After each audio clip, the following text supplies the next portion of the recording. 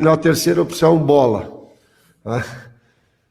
A peladinha com os amigos, ou era de rua, ou era de chão batido, ou era na quadra do colégio, onde não era permitido, nós saltávamos a cerca e ia lá jogar, e ali era um colégio de freiras, nos mandava embora, a gente ficava escondido, e quando elas saíam, a gente voltava e jogava de novo. Bola era o presente que eu tinha, foi uma forma de educação, talvez um meio mais barato e mais profícuo de educar uma criança seja o esporte. A próxima pergunta da Rádio Pernambuco, lá de Pernambuco, Rádio Jornal, desculpa, João Vitor, por favor. Tudo bem, Vinícius? Um abraço, professor Tite, professor Kleber. O senhor está prestes, professor Tite, a completar 50 jogos como técnico da seleção, mais de 4 anos no comando. Queria que o senhor, se pudesse, falasse em relação a essa marca. O que a seleção te ensinou nesses 49 jogos até aqui e o que o senhor acrescentou à seleção brasileira nesse período? João Vitor, o que eu acrescentei à seleção brasileira, eu refaço essa pergunta para ti, aí tu tens a condição de dar a resposta.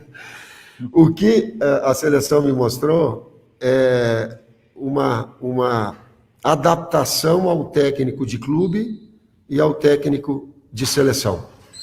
Os benefícios, se tu escolheres os atletas de alto nível, os melhores do seu país, e tu ter a possibilidade de escolhê-los. De tu ter uma comissão técnica do mais alto nível, com a qualidade de tempo integral durante a semana para essas avaliações, essas comunicações, esses acompanhamentos e evolução. De administrar o tempo, porque as pressões de tu não estar constantemente com os atletas, ela te retira um pouquinho do trabalho de campo e tu fica no trabalho mais de estudos. Né? E no momento em que tu busca o trabalho no dia a dia, tem que ser muito pontual, tem que ser muito preciso naquilo que tu ataque no treinamento e nas funções dos atletas.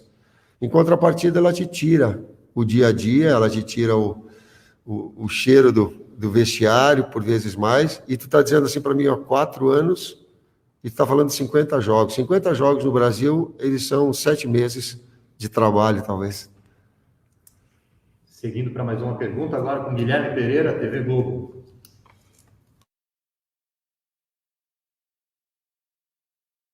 Precisa tirar o mute do seu microfone. Oi, gente, desculpa. Tite, Kleber, tudo bem? Boa tarde para vocês, um abraço. Tite, queria te pedir um balanço desse reencontro seu com a seleção, dessa primeira sequência de treinos, partindo da ideia de que tudo foi muito diferente por causa da pandemia. Entrevistas online, máscara o tempo inteiro, sem a presença de jornalistas nos treinamentos, sem folga para os jogadores, e também treinando no Brasil antes de um jogo no Peru, né? O último treino no Brasil antes de um jogo no Peru. Queria que você fizesse um balanço dessa sequência de treinos dentro disso. Já aproveito para te perguntar se você vai confirmar a escalação titular aqui na nossa entrevista. Guilherme, partindo da pergunta, do segundo item de ir para o treinamento no Peru, nós conversamos com o Juninho, nós conversamos com a parte médica, e lembro perfeitamente, estava a doutora Andréa e o doutor Lasmar por telefone. E a pergunta foi, a orientação médica, qual é? E foi nos dada, quanto menos tempo for e não tiver o trabalho técnico-tático lá, é melhor. Digo, então, assim nós vamos fazer. Então, a prioridade, ela é da saúde. Na sequência, o trabalho, na sequência, o futebol. A equipe, nós temos uma série de atletas de alto nível. Eu tenho a equipe já montada, Guilherme, eu não quero falar ela.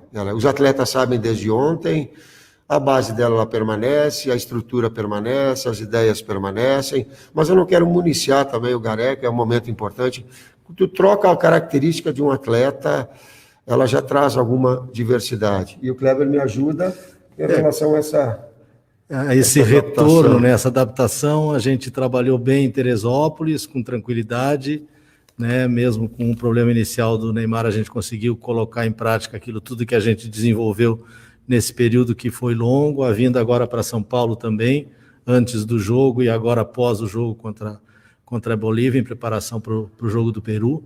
Então, conseguimos desenvolver dentro da plenitude e com a dificuldade que a gente esperava ter maior, né, de vir um jogador de cada lugar, com uns começando a trabalhar há pouco tempo, uns voltando de lesão, situações difíceis de poucos treinos, a gente conseguiu equilibrar, que era o nosso principal pensamento, e desenvolvemos bem para o primeiro jogo, e agora temos com todos em condições para o segundo jogo. A próxima pergunta, TV Bandeirantes, Bianca Molina. Tite, boa tarde, tudo bem? Tite, em cima também dessa tua marca, que está chegando agora ao 50º jogo no comando da Seleção Brasileira. Desculpa te interromper. Eu preciso que você fique num lugar... Oi? Sem se mover, por favor. Isso. Obrigado. Tite, ainda em cima dessa tua marca de 50 jogos no comando da Seleção Brasileira, eu quero te fazer duas perguntas. Como tu viste quando tu começaste lá também numas eliminatórias diante do Equador, aquela expressiva vitória de 3-0, o que tu esperavas no comando da Seleção Brasileira, não só em termos de resultado, mas em termos de maturação como profissional também, que tu já eras um profissional com uma ótima rodagem em clubes. Como tu hoje, quase 50 jogos depois, avalia essa tua passagem de 4 anos e se tem algum simbolismo especial completar esses 50 jogos diante do Peru, que foi o time sobre o qual o Brasil foi campeão recentemente?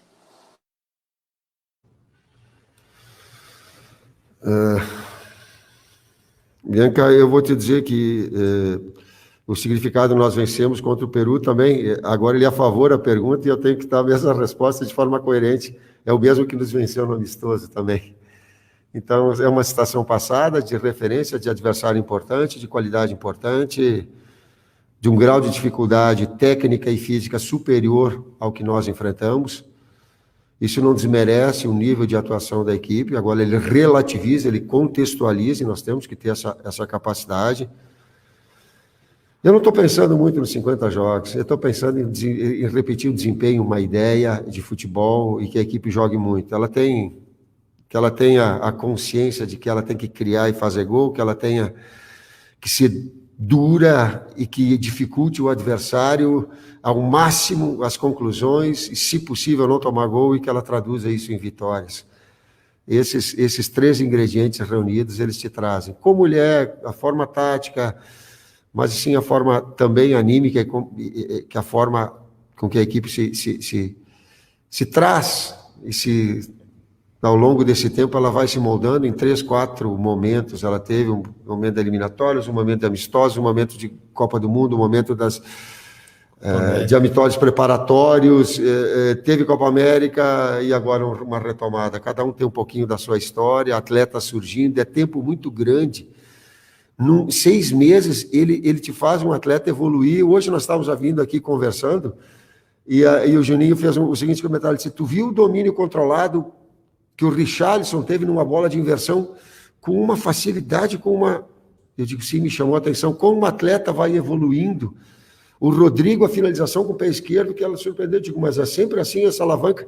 Sim, o quanto o atleta, nesse tempo todo, ele se desenvolve tecnicamente, e nós estarmos cuidadosos em relação a isso. Principalmente porque há também uma renovação na questão da idade, né? E no momento que a gente assume poucos jogadores novos, lançamos naquele momento na seleção o Gabriel, que era o menino, 19 anos, já titular do Palmeiras, mas começando, e hoje a gente tem uma renovação com muitos meninos dentro da equipe, e felizes por eles terem mostrado uma personalidade, uma desenvoltura e um aprendizado, né? Esse crescimento que eles têm nos seus clubes e que trazem para que a gente continue o trabalho. Vou para mais uma pergunta agora do Lucas Souza, do Esporte Interativo. Boa tarde, Tite, boa tarde a todos. Queria fazer 2 perguntas. A primeira sobre o Thiago Silva. Onde que vocês imaginam o Thiago Silva na Copa de 2022? Ele que agora mudou para o Chelsea, é titular e capitão da seleção brasileira. Então, onde que vocês imaginam o Thiago Silva na Copa de 2022? Se ele vai para a Copa, se tem alguma garantia dele na Copa do Mundo? E a segunda pergunta seria sobre o Neymar. A gente viu que recentemente o Neymar ganhou muita admiração e muito apreço dos torcedores brasileiros, sobretudo na final da Champions League. E aí eu queria perguntar sobre como essa situação pode afetar positivamente a seleção brasileira e o Neymar, e se essa foi a melhor convocação do Neymar em relação a isso, dele ser mais admirado pelos torcedores aqui no Brasil. Lucas, do Thiago Silva, jogando em alto nível, a performance em alto nível, o lado humano, os valores morais que ele tem, o credenciam a isso. Então, o que vai dizer aonde ele vai, que tempo ele for, é o desempenho, né? É a forma, é a qualidade, é o nível da competição que ele enfrenta, isso vai determinar.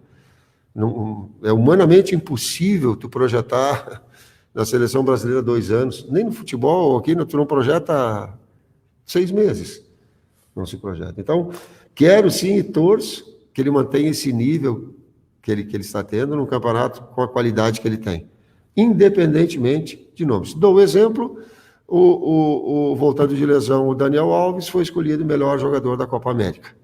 Então, foi um dos melhores, foi da seleção. Então, não há, nem com o jovem, do Rodrigo, assim, a gente até brincava assim, Gabriel Menino, na verdade é Rodrigo Menino e Gabriel Homem. Se tu olha pelo porte físico de cada um.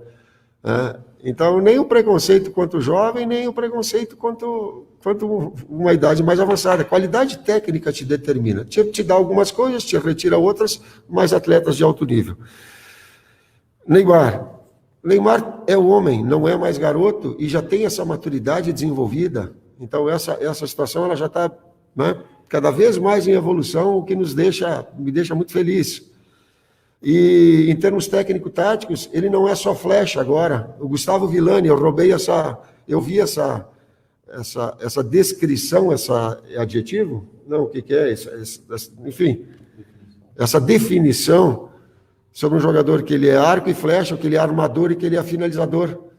Aí não só, então ele desenvolveu também essa posição mais atrasada para municiar como aconteceu no jogo, de dar 2 assistências, de dar penúltima bola em outros movimentos, de tu romper a marcação adversária, e aí ter essas 2 possibilidades, arco e flecha. De tu ter Firmino, que antes ele era bastante arco, mas ele ser flecha também, ser homem da finalização. Então a gente procura aí potencializar os atletas individualmente dentro das suas características e das suas virtudes. E no jogo trocaram, né? O Neymar foi arco, com 2 assistências, e o Firmino foi flecha com 2 gols. Dentro da ideia e de pensamento que a gente teve para o jogo. Vamos para o nosso próximo bloco de perguntas com Edgar Alencar, da TV Globo. Por favor, Edgar. Obrigado, Vinícius. Boa tarde a todos, professores, Kleber e Tite. Tite, depois de um começo tão bom e tão expressivo, 5-0 contra a Bolívia, o que dizer para o torcedor brasileiro que estava tão saudoso, né, de ver a sua seleção em campo e ver um time agressivo, criando chances, com goleada? Esse torcedor talvez esperando uma repetição em Lima agora contra o Peru. Sua expectativa é de um jogo com uma característica muito diferente da estreia? Obrigado. Edgar, são 2 fatores que nós temos que analisar. A atuação individualmente do Brasil, e vocês a FIA fizeram, e ela foi acima da minha expectativa, te confesso, em todos os aspectos. De relativizar que a Bolívia não tinha uma qualidade técnica e física igual à nossa. Também é verdade. Porém, o grau de expectativa da Bolívia era de fazer um bom jogo, de perder de pouco, e isso seria uma vitória para eles. Nós trazendo a responsabilidade de vir jogar bem e fazer resultado. Então, isso é considerável. Passado esse ponto, esse tijolo nessa formação de equipe, é um desafio diferente, com uma equipe de um nível técnico superior, com um nível físico superior, e um desafio para nós em buscar repetir um padrão.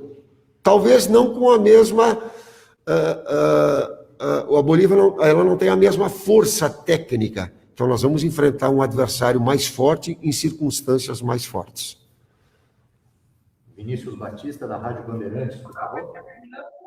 Bem, obrigado a todos, obrigado Vini, boa tarde Tite. Falando nisso, Tite, sobre enfrentar a equipe do Peru, uma equipe bem conhecida, né, para você, porque você enfrentou o Peru em 2 vezes, 2 ocasiões na última Copa América, também um amistoso realizado pela seleção brasileira, então você conhece bem o jeito da equipe jogar. Tem uma estratégia específica já bolada na sua cabeça, ou então isso vai ser mais um que a gente pode ver da seleção, mais do que aconteceu da última partida contra a Bolívia, com mais intensidade, com mais pressão? Muito obrigado.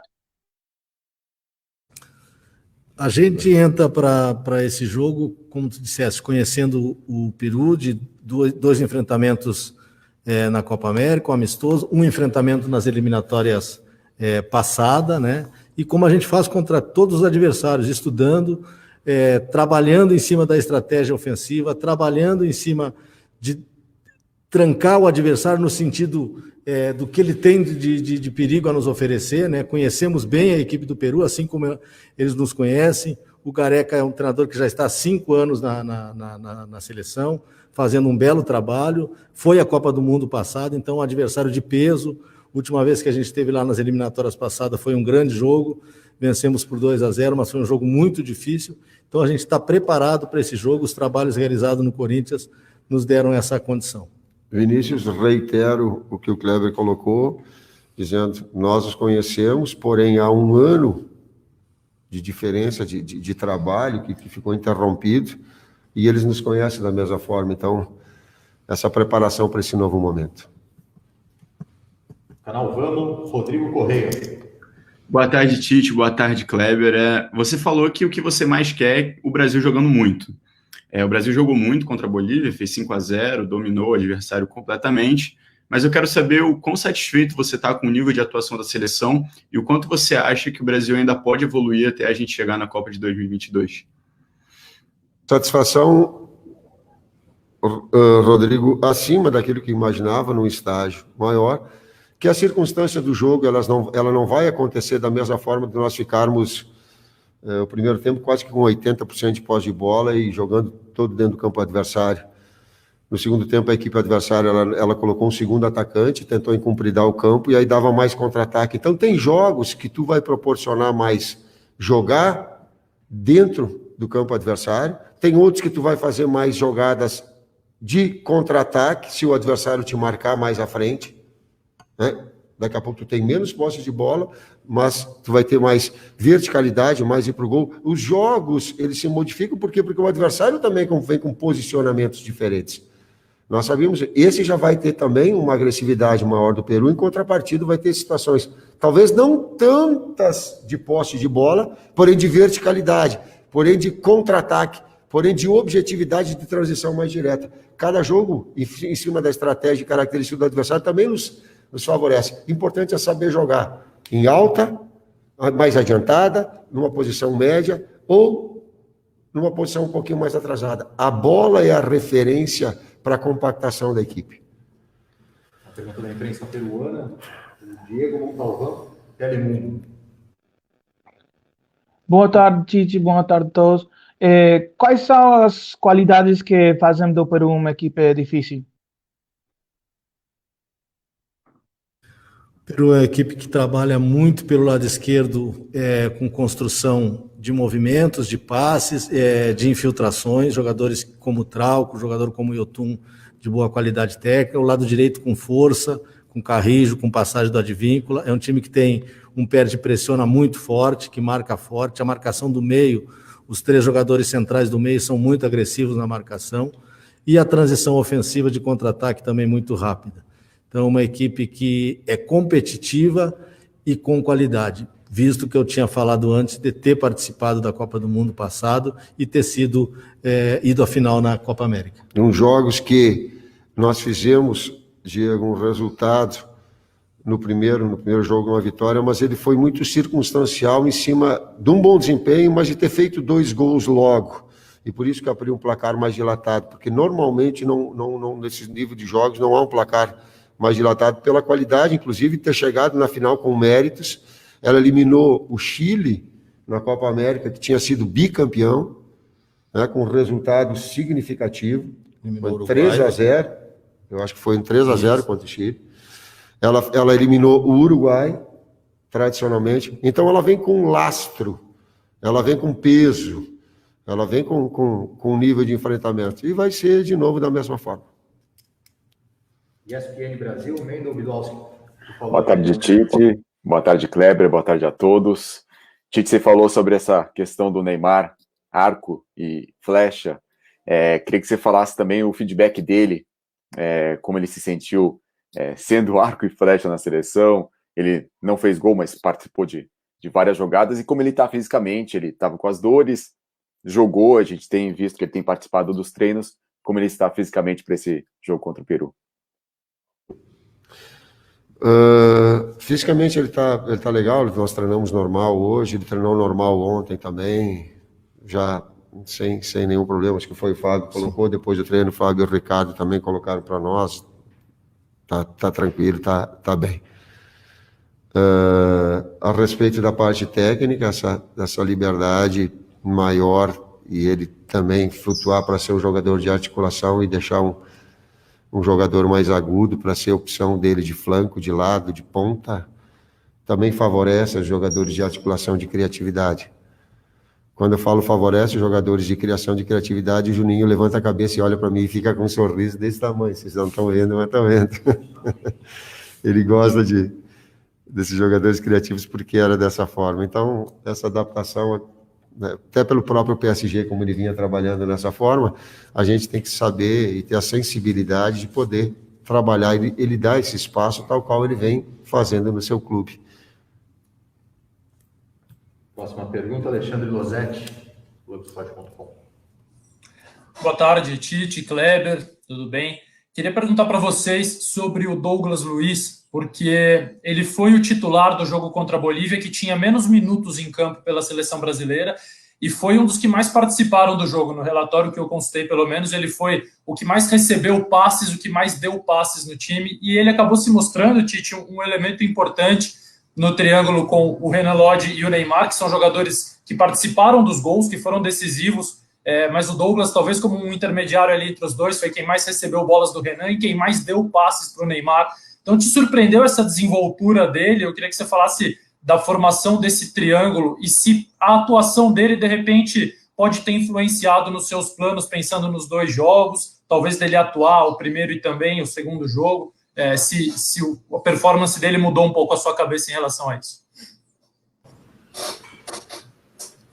Dois aspectos. Vê como a gente conhece o atleta no convívio do dia a dia e não só jogando. Tu está dando um dado, Alexandre, dizendo assim que ele tinha menos tempo jogado. Porém, os treinamentos nos proporcionam certas... E o acompanhamento deles nas suas equipes nos vão emitindo informações, busca de dados, a conversa com o Paulo, com o Jardine, jogadores que foram e que estiveram com ele em situações importantes, elas emprestam credibilidade, no que eu já agradeço, né? Então, esse acompanhamento que eu me lembro que nós fomos assistir treinamento do Douglas no Girona. Nós fomos assistir treinamento. Então, o acompanhamento dele já veio ao longo do tempo. Então, ele tem a tranquilidade para desenvolver. O desempenho acima da expectativa, sim. E o desafio dele é manter o mesmo padrão. Ele é um jogador que dá uma sustentação, tu falou para o triângulo pelo lado esquerdo, né? O que abastece Neymar, o que dá uma sustentação e que abastece Lodge, e que dá aí um ponto de equilíbrio. Que perfeito, né? O jogo que a gente pensou e desenvolveu com esse trio, né? A sustentação, o bom passe curto, o bom passe longo, né?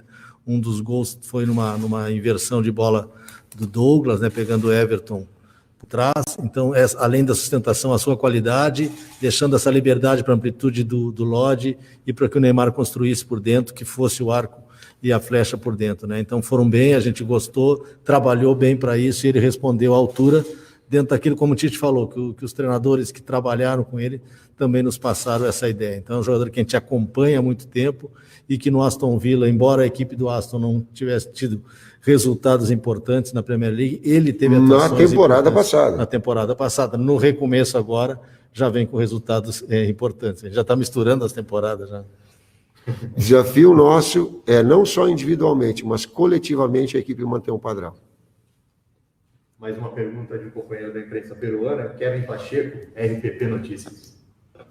¿Qué tal, profesor Tite, profesor Kleber? ¿Cómo le va? Kevin Pacheco, periodista peruano del grupo RPP Noticias. Quería preguntarles qué le supone para usted, para Brasil, el que Paolo Guerrero no pueda jugar este partido, teniendo en cuenta que es el capitán de la selección y además, profesor Tite, usted tuvo la oportunidad de dirigirlo. Y quería también, aprovechando esta vía, el tener la posibilidad, si usted nos podía dar un concepto de lo que a usted le parece el trabajo de Ricardo Gareca en la selección peruana. Muchas gracias. Kevin, eu falo do Gareca um pouquinho, um respeito muito grande e a consideração por ele depois de um longo período do Peru fora do Mundial, a classificação para o Mundial, ter feito umas eliminatórias, ter feito um Mundial de qualidade, ter agora uma retomada e um preparo com lastro. A gente sabe o quanto é difícil, quanto é de peso, quanto é de responsabilidade de ser técnico, estar técnico da seleção peruana, estar técnico da seleção brasileira, um nível de expectativa. Há um respeito muito grande ao trabalho do Gareca.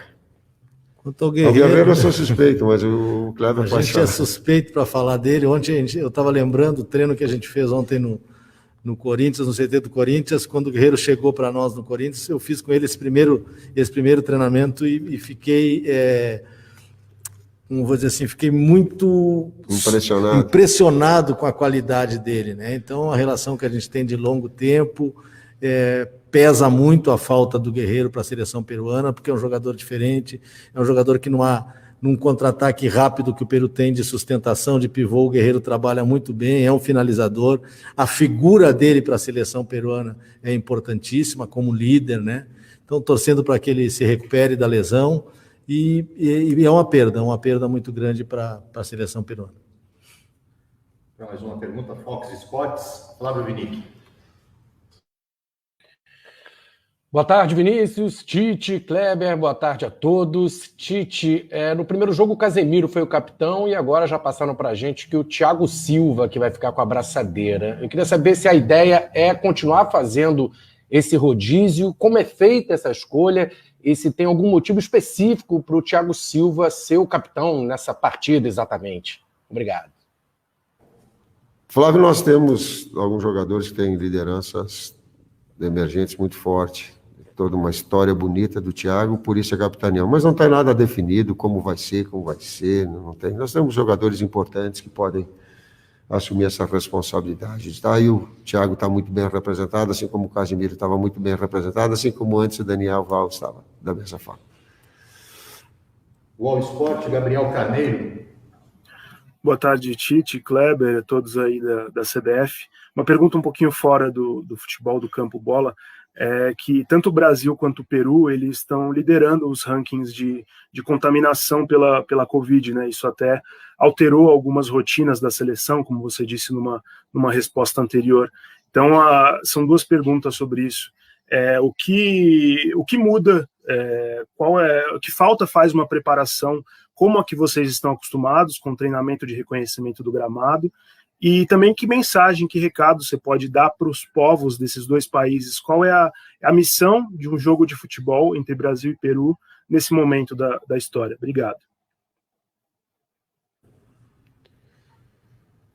Gabriel, o meu lugar de fala é o lugar do futebol. E eu tenho um pouquinho de discernimento e procuro nas pessoas que têm a responsabilidade da medicina, científicas, médicos, infectologistas, especialistas, eu não sei, você vê que eu tenho até dificuldade, pneumologistas, eu não sei, infectologistas, eu não sei, mas essas pessoas, esse núcleo, cientistas, Fiocruz, Universidade Federal, estudos, por quê? Porque são eles que fizeram a sua vida toda e é eles que procuram conhecimento para nos orientar. É a eles que eu olho, é a eles que eu sinto a confiança, é neles que eu acredito, são neles que eu deposito aquilo que eu devo fazer. Então, nos foi orientado pela coordenação da CBF, dos seus médicos, doutor Pagura, doutor Lasmar, doutora André, doutor Felipe, o quê? A condução dessa forma. Mas tem a possibilidade, inclusive o Juninho falou, pô, nós vamos fazer o treino lá. Eu digo, não. Se a área médica ela for colocar, vamos ouvir e elas determinar. Não, está certo, porque eu queria colocar. Não, então nós seguimos aquilo que é o protocolo médico, no máximo, o máximo rigor possível. Eu, pelas informações, eu sei que não tem segurança total, mas tanto quanto ser humanamente possível nós fazermos isso, a gente vai fazer. Próxima questão, José Alberto Andrade, Rádio Gaúcho. Boa tarde, Tite. Boa tarde, Kleber, amigos aí da Seleção Brasileira. Tite, a Seleção Brasileira, além de disputar a eliminatória e a vaga na Copa do Catar, ela está disputando uma maneira de reconquistar o público brasileiro. Não sei se você concorda, mas está na hora do Brasil buscar de novo um carisma que sempre depois de uma Copa do Mundo que não é vencida acaba se esvaindo. E eu acho que a pandemia também criou um distanciamento maior. O jogo contra o Peru ele está envolto a algumas questões comerciais quanto ao seu televisionamento. Não vai ter, a princípio, aquela mesma divulgação de outros jogos. O quanto seria importante para vocês, até porque a seleção animou no primeiro jogo contra a Bolívia, que o Brasil fosse visto pelo torcedor, pela TV, já que nos estádios está sendo impossível aqui no Brasil.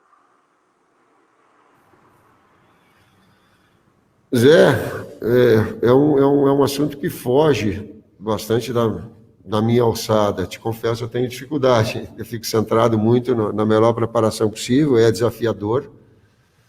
Reconstrução, etapas, a gente remontando, talvez esse não seja um termo, mas adaptando ao momento, vamos colocar dessa forma, depois de um ano a seleção voltar, isso já é muito grande.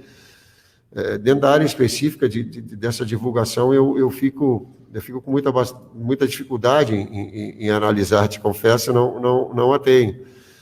Mas sim essa busca dessa evolução, de traduzir daquela fase de preparação de amistosos também, agora para uma forma mais exigente, competitiva, que a equipe seja sólida, que ela mantenha uma solidez, ela mantenha uma regularidade de atuação. Uma regular que eu digo não irregular de conceito, mas mantenha um nível de atuação bom. Isso vai gerando consistência e confiança. Esse é o nosso desafio. E é importante que a gente, para nós, o nosso foco, o nosso pensamento, a importância daquilo que a gente pensa, do nosso conceito, ser colocado em prática nos treinamentos e levado para o jogo.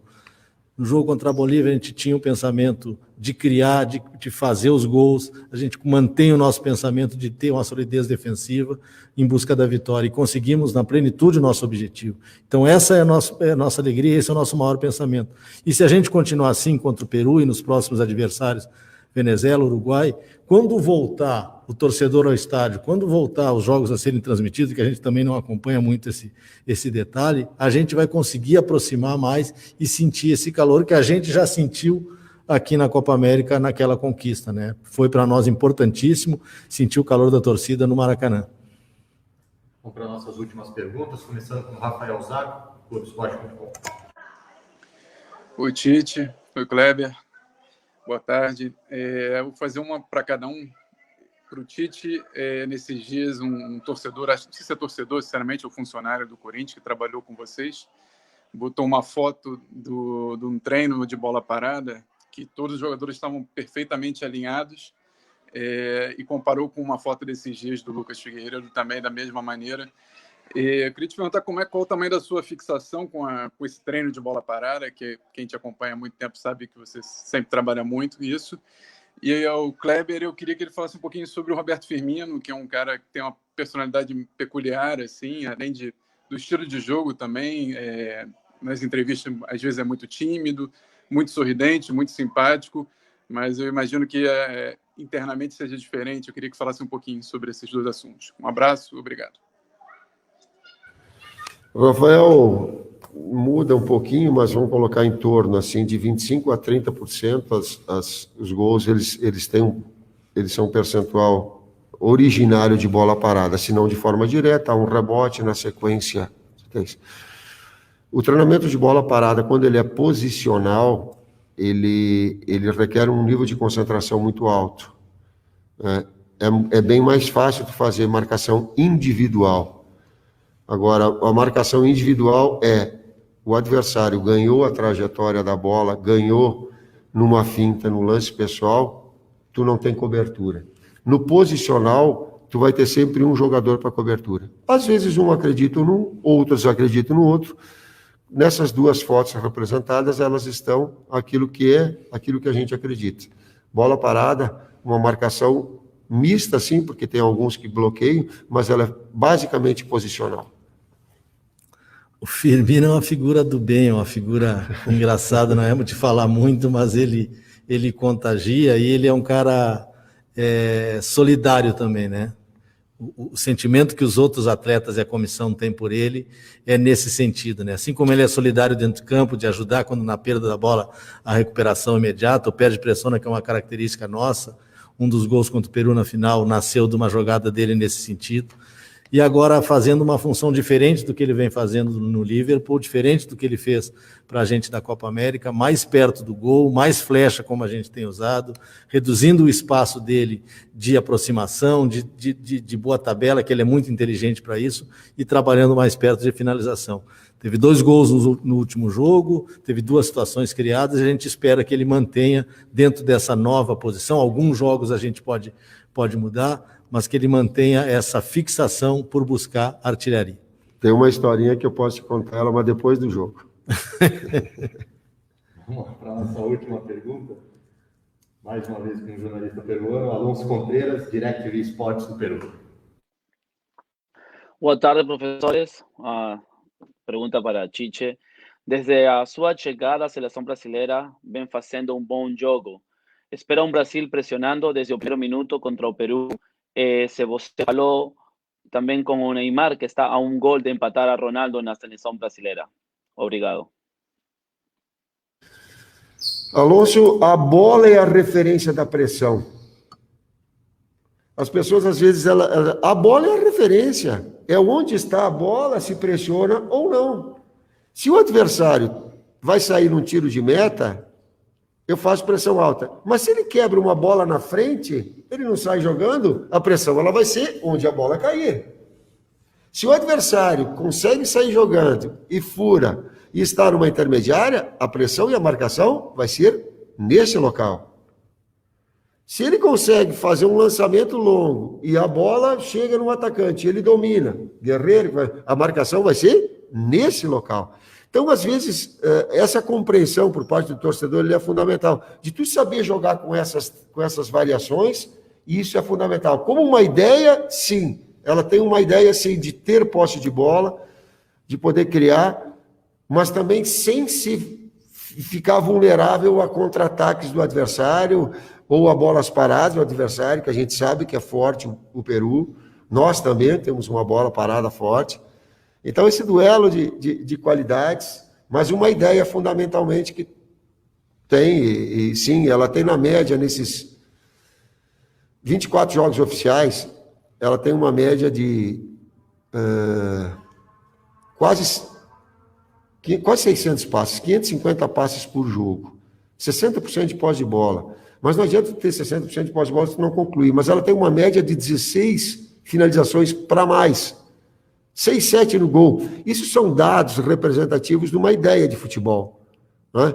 Que às vezes ele é vertical, que às vezes ele é mais trabalhado, dependendo da qualidade também do adversário, daquilo que ele nos impõe de dificuldade. Neymar? Eu não lembro. Neymar está um gol de empatar com o Ronaldo Fenômeno. Gente, para ser sincero, eu não sabia dessa informação. Tomara que o Neymar, nesse jogo, consiga ser arco e consiga ser a flecha, independente de empatar com o Ronaldo ou passar o Ronaldo, mas que seja decisivo e seja parte do nosso coletivo para a vitória. Com o espírito de solidariedade da equipe, eu tenho certeza que se aparecer um outro em melhores condições, o Neymar vai dar. Assim como se um outro, em termos solidário, buscar, ele vai também deixar o Neymar na cara do gol, tal qual ele fez. Isso eu tenho. E objetivos individuais, quando eles agregam a equipe, eles são bons. Não é pecado fazer gol, não é pecado chegar à marca do independentemente do jogo contra o Peru. Estou falando em termos genéricos de ideia. Não é pecado passar a marca do Ronaldo, não é pecado ambicionar Não, dentro de um espírito solidário de equipe é legal. E eu fiquei sabendo um detalhe, quando o Firmino fez uma jogada de drible no goleiro que saiu na cara do gol nesse jogo, ele ficou aguardando para dar o passe na sequência para o Neymar. Então esse espírito solidário, para mim, ele é mais significativo. Muito obrigado, professor. Muito obrigado, professor Kleber. Agradecendo a presença de todos os jornalistas, de todo mundo que participou de mais uma coletiva da Seleção Brasileira. Hoje, um pouco mais de 40 minutos de bate-papo aqui com o nosso técnico e com o auxiliar técnico. A Seleção Brasileira deixa o hotel em que está hospedado em Guarulhos às 16 horas e decola às 17h30 com destino a Lima, com a previsão de chegada ao hotel às 21 horas e 25 minutos. Lembrando que Lima, capital do Peru, com 2 horas a menos de fuso horário em relação ao Brasil. Neste exato momento, também a gente recebe a informação aqui que na reunião do jogo, uma reunião tradicional que acontece em todas as eliminatórias, em todas as partidas da Seleção Brasileira, a definição do uniforme da equipe. O Brasil jogará com a tradicional camisa amarela, calções azuis, meiões azuis e o goleiro inteiramente de verde. Então é isso. Muito obrigado.